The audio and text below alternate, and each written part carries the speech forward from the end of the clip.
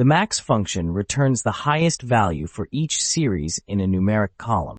Let's begin by creating a beast mode called max. We will be using the column called total as our reference column. This function differs from the ceiling function in that the max function is not rounded, whereas the ceiling function is rounded. Now let's see how this looks in our data. It is recommended to aggregate the total column as a sum in order to have all the transactions roll up into the department they are associated with. Now, as you can see, we have extracted the max total for each department.